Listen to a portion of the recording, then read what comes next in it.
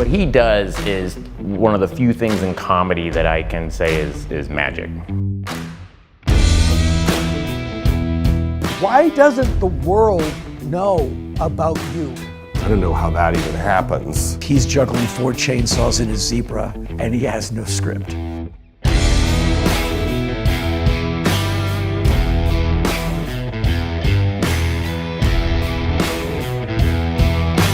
Yeah, I don't want to be friends with anyone that doesn't like Phil Hendrie. The day that 9/11 happened, I said to him, let's go play miniature golf, let's go. And we went out, I shot a 36, and the reason why I did that is to show I'm not going to let the terrorists win. This show was so different and so creative and so refreshing. This is a singular talent. We were satirizing talk radio. We were making fun of the very medium that I was working in.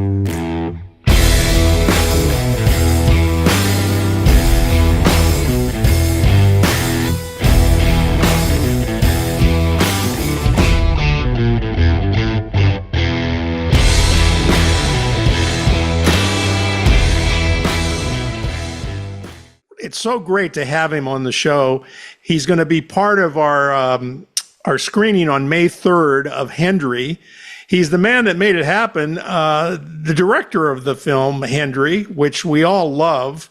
And he brought Phil Hendrie to life, basically, and put him on the big screen. It's Patrick Reynolds. Welcome, Patrick. Thank you, guys. Appreciate that. So for our folks that are, this is interesting. I remember the name Phil Hendrie. Let's give him a little background, detailing also what the documentary is about. Sure.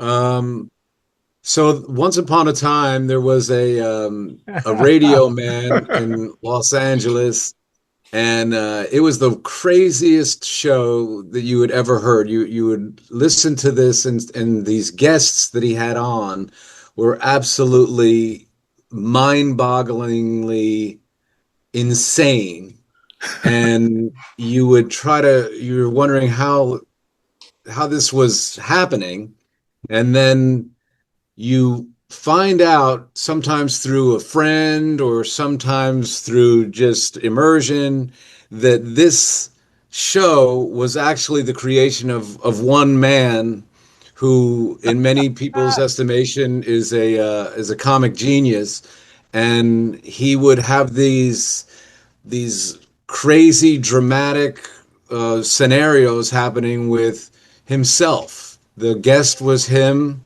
he was him, and then the audience was either in the dark or in on the joke. So it was a crazy thing where it's the only radio show I've ever heard of where you were listening to the show, but you were also in on an inside joke, right, which is never been done before or since. And the first time I heard it, found out that I had heard it, which is a weird sentence in itself.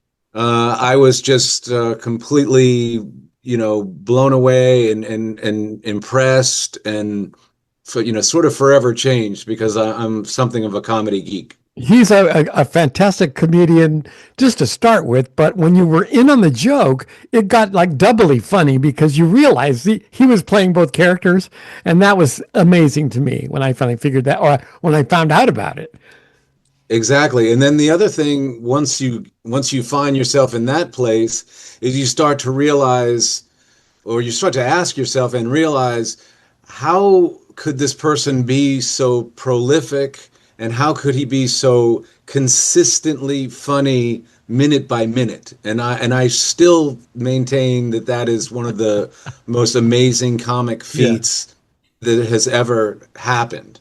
Yeah, that's fantastic. How did you settle on him as a subject? Obviously, there's rich material.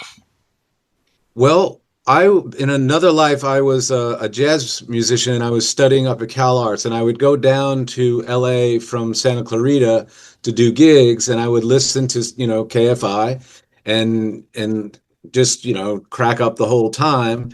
And before I ever thought about ever making a film or anything, or knew how to make a film, I thought to myself, man, that would be an amazing documentary about this guy. Because he's, the other thing that's interesting about Phil is that he's sort of well known in certain circles. He's famous in Yeah. certain circles. And then in other circles, he's completely unknown. So I just thought that that would be a perfect documentary subject. And then fast forward many, many years later, I was in an office suite with a guy who is a comedian, a guy named Jordan Brady. And Jordan knows a lot of people. He knew Judd Apatow and a bunch of other people, Wayne Fetterman and stuff. And I pitched it to him a couple of times. He didn't really pay much attention to me. And then this one time I pitched it to him. I guess I pitched it to him a little better than I had in the past. And he was interested. And then he could put me in contact with these people that were, famous, I guess. That's great. What I love about it is if you don't know Phil, and for me, I got a chance to see it in action when I first saw the documentary, which was amazing to me to see him actually doing it. But if you're just discovering him, that's a double layer for you to discover this man. He's so funny and he's so talented. And, I'm a radio guy. Mike's a radio guy, but I'm thinking I could never do what he does. It's so incredible. Yeah, the thing that I always liked about him, he was so good at it, his craft, that you swore that the two characters were talking over each other. Yeah, and in fact, they weren't. Okay, so the screening that we're doing is in benefit of KLBP, and we appreciate Patrick thank you. and Phil being involved in this because it really helps our station. We do a few fundraisers a year. This one will be a great one. It's so radio. Yeah, because it's radio, and we love radio. It's May 3rd, 2 p.m., the Art Theater.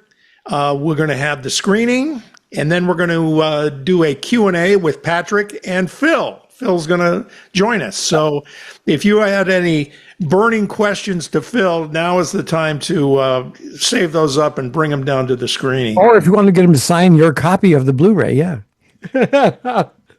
And tickets, of course, klbp.org. You can find them there. Just click on the image of Phil. Okay, so thanks again, Patrick. We appreciate it. We'll see you on the 3rd. Yeah. Yeah, can't wait. And before we go, this is the first time this film has been screened in front of an audience, right? Oh, yeah, that is very true. Wow. I submitted it to, well, the good news, let me put it this way.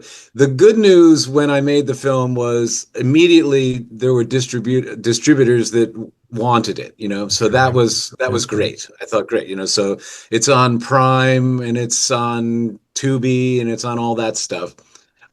So that worked out well. But when I did the festival thing, nobody wanted it. And at first I thought, well, maybe it just sucks. So what are you going to do? And then I kind of did a little more deep thinking, and I realized that there's a bunch of stuff in it that is probably not what festivals really want. You know what I mean? So, for instance, one of Phil's characters is a child molester. And right. I don't think that helped my cause. And I'm glad in the movie you're aware that you're part of the joke. Yeah, no, that's funny. I love it. Exactly. Yeah. I can't wait to see what an audience does when they see it live. Yeah, absolutely. Oh, man, I have to tell you, man, I'm so excited to be there with all kinds of Phil fans and hear them laugh. Yeah, that's going to be great. All right, Sunday, May 3rd. Again, thank you so much, and we'll see you on the 3rd. All right, thank you, guys. Thanks, Patrick. What he does is one of the few things in comedy that I can say is magic. A modern-day master of radio's theater of the mind. He's juggling 4 chainsaws in his Zebra, and he has no script. He revolutionized talk radio. We were satirizing talk radio. We were making fun of the very medium that I was working in. Join KLBP on May 3rd at the Art Theater in Long Beach as we celebrate radio podcaster Phil Hendrie with a screening of the documentary Hendrie. The screening begins at 2 p.m., followed by a moderated Q&A session with Phil and the film's director, Patrick Reynolds. It will be a unique afternoon of comedy and radio magic, so plan to join us. Ticket information at klbp.org, with proceeds going to support Long Beach's only public radio station, KLBP.